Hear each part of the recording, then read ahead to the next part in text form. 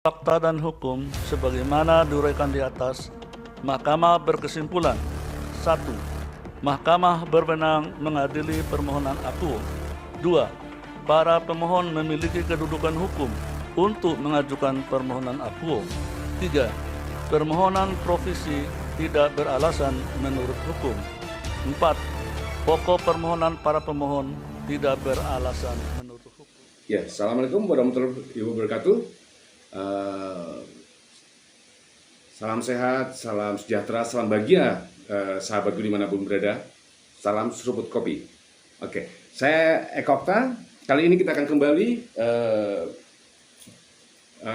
berdiskusi dengan salah satu tokoh yang mungkin sudah dikenali sebelumnya. Beliau adalah Dr. Agus Surahman. Ya, sebagaimana diketahui, Dr. Agus Surahman adalah seorang praktisi hukum. Beliau sebelumnya juga mungkin pengamat politik. Itu dulu. Tapi kini beliau sekarang sudah menjadi pelaku politik karena saat ini beliau memutuskan untuk menjejaki langkah demi langkah menuju 2024. Oke. Yang membahas bicara kebijakan dari putusan uji material sistem pemilu 2024 yang baru diputuskan Mahkamah Konstitusi yang memutuskan sistem pemilu terbuka. Nah, bagaimana terkait dengan sistem pemilu terbuka ini, apa nilai tambahnya, mungkin dibandingkan dengan sistem tertutup yang semula ini jadi masukan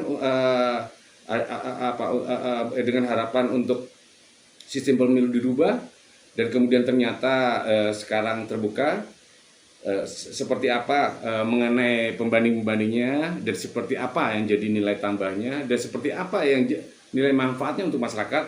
Kita langsung aja ngobrol dengan Pak Agus Surahman. Assalamualaikum warahmatullahi wabarakatuh. Perkenalkan, saya Agus Surahman, akademisi.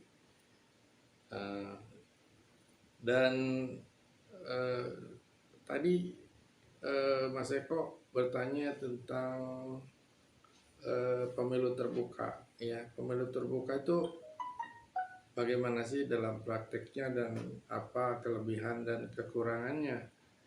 Nah, sebenarnya kalau menurut hemat saya, sistem pemilu itu baik proporsional atau proporsional terbuka atau tertutup itu bukan domainnya Mahkamah Konstitusi ya, tapi domainnya pembuat undang-undang, yaitu DPR dengan Presiden. Tapi memang ada kepentingan dari beberapa orang, juga mungkin partai politik, yang menginginkan bahwa pemilu dilakukan secara tertutup. Karena kalau tertutup artinya kita hanya memilih partai, ya. Soal nanti siapa yang akan jadi itu dari partailah yang menentukan, ya, bukan pilihan rakyat. Walaupun misalkan si terpilihnya nomor 2, tapi memang yang dipilih adalah partai. Jadi kalau dia misalkan jadi caleg nomor 2, nomor 1, itu maka biasanya yang menentukan itu adalah nomornya. Jadi nomor 1 misalkan dipilih Agus misalnya gitu. Jadi masyarakat tidak bisa melihat wujud orangnya siapa yang dipilih, tetapi partainya. Andai tertutup itu Pak ya? Andai tertutup. Tapi kalau terbuka, itu orang akan melihat siapa nih, dari partai mana, orangnya siapa. Kalaupun dia nomor 3 atau nomor akhir, kalau orang banyak menyukai dia, ya pasti dipilihnya nomor terakhir itu atau nomor itu, walaupun dia bukan nomor 1. Jadi kelihatan. Siap. Jadi siapa yang akan dipilih. Nah, kemungkinan partai tidak bisa merubah, ya, karena sudah terbuka secara umum bahwa dia yang menang. Kalau diganti-ganti nanti jadi masalah, ya. Terjadilah konflik, ya. Nah, itu yang harus dibedakan. Kalau tertutup itu masyarakat seperti membeli kucing dalam karung. Jadi tidak tahu itu siapa yang akan dipilih. Yang pilih menentukan adalah nanti partainya. Kalau ini kita bisa pilih, wah ini enggak, ini nih. Saya mau pilih yang ini aja. Jadi langsung gitu. Ya, artinya keputusan sistem pemilu terbuka, keputusan menolak gugatan ada penggugat yang menginginkan tertutup. Ini sudah sangat bijak dan bisa diterima oleh banyak orang, bisa disimpulkan begitu ya, Pak ya? Ya, begitu. Jadi karena dikawal ketat oleh netizen dan para ahli hukum tata negara. Ya, ya mungkin secara dialektika bisa begitu Pak. Cuman mungkin dari tinjauan hukum, apa yang disampaikan Denny Indrayana dia menyebutnya adalah tertutup kecenderungannya dan pembahasannya dia menyebutkan mendapat bocoran. Kesimpulannya apa yang dilakukan tak beda dengan dulu Ratna Sarumpait sampaikan jadi bicara menebar kebohongan publik yang saat ini jadi berbuntut mungkin. Tapi jadi kalau menurut saya gini Mas, jadi itu strategi Denny Indrayana. Sampai sekarang kan beliau juga tidak membuka siapa yang membocorkan. Tapi itu juga memancing publik untuk bereaksi sehingga sampai ada, kalau seandainya MK memutuskan tertutup maka akan ada kemarahan masyarakat, kemarahan rakyat dan terjadilah people power. Ya kan ini ada masalah politisnya, bukan hanya pure hukum ya. Pure hukum itu kalau untuk putusan ini kayaknya sepertinya kalau hanya meninjaunya secara pure hukum itu sangat-sangat tidak tidak adil gitu. Nah, ya, kalau komparasi di beberapa negara-negara pengusung demokrasi, artinya hampir semuanya memang terbuka ya Pak ya. Iya. Dan ini artinya kalaupun Anda mungkin bicara tertutup, ini sama sekali tidak selaras dan tidak semakna bicara penyebutan negara demokrasi.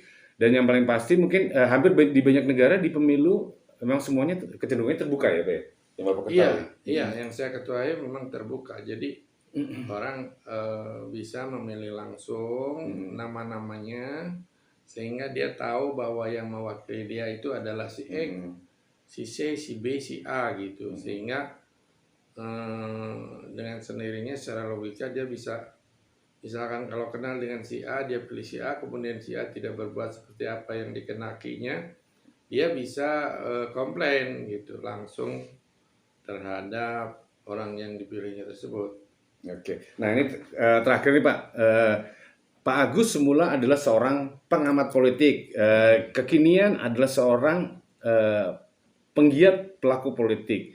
Ada obsesi mungkin untuk masuk ke ruang 2024. Ada mungkin ingin menjawab suatu kegelisahan yang sebelumnya Bapak sering kritisi. Ada banyak hal yang nggak beres, ada banyak hal yang timpang, ada banyak hal yang salah urus mungkin dalam bicara bernegara. Akhirnya Bapak mungkin itu juga barangkali yang membuat Bapak melatar belakangi maju menjadi caleg DPR RI ya Pak ya? Ya, sebenarnya gimana, Pak? saya tuh sejak awal memang tidak mau masuk ya. Tapi akhir-akhir ini nggak tahu dorongan itu begitu kuat dan teman-teman mengajak-ajak untuk melakukan tuh masuk ke dalam dunia praktis, politik praktis. Ya, akhirnya saya ikutan dengan catatan ya tentu saya mengharapkan tidak ada neko-neko dari partai gitu ya. Misalnya neko-neko itu seperti apa? Transaksional gitu kan dan lain sebagainya yang membuat orang itu mundur untuk menjadi anggota ya. Nah, tentu kita juga mengerti kalau berpolitik praktis itu ada kosnya. Tapi kosnya itu yang wajar, tidak dibuat-buat dan memang itu harus dilakukan gitu. Ya. Satu kesimpulan, sistem terbuka ini menjadi obat juga jawaban yang membuat lega banyak orang, salah satunya di antara juga Pak Agus juga ya Pak ya, mungkin penyebutannya saya gitu ya. kan selama ini mengkritisi pemerintah dari dalam. Coba saya ingin mengkritisi pemerintah itu dari luar. Tadi kan saya selalu mengkritisi itu dari luar. Saya ingin mencoba bagaimana mengkritisi ini dari dalam. Saya sebagai anggota dewan misalnya, untuk mengkritisi bagaimana suasananya, nuansanya, apakah bisa itu dilakukan, mudah itu dilakukan, katanya susah. Saya ingin tahu susahnya di mana. Gitu. Kalau saya kan nothing tulus, ya kan? Kalau misalkan tidak ada misalnya kita sudah berbuat tidak ada respon juga dari pemerintahan. Kalau di DPR kan ada mekanismenya bagaimana.